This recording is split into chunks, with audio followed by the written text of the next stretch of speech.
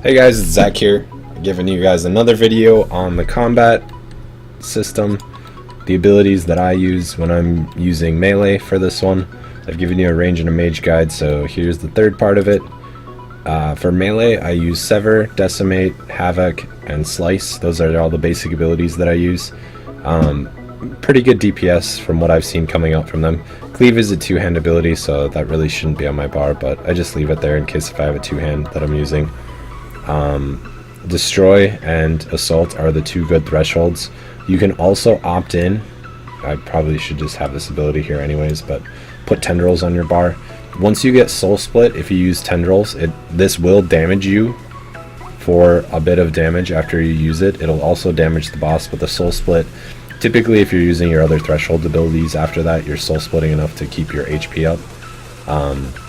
Another good one to use is Slaughter. After you use this, it causes the target to bleed. If they move, it's 3 times the damage.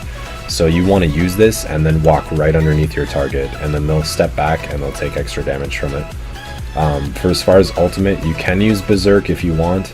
I don't myself like to use Berserk that much just because you take a lot more damage because it reduces all your armor by 50%.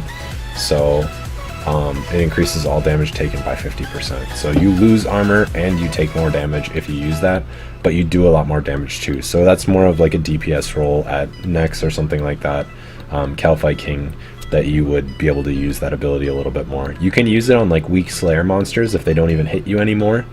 That's another good place to just kind of rotate that through, but most of my tasks, they hit me still fairly well.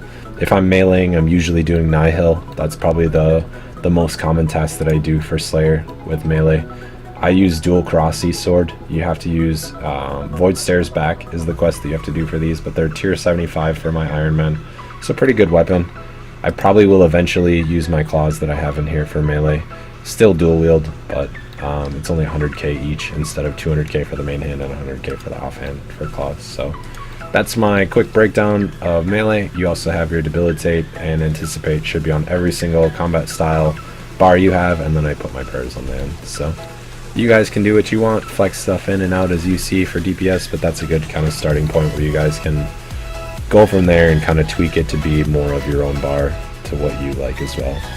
I'll see you guys on the next guide. Thanks for watching. Each guide counterpart to that, and Melee probably will be tomorrow.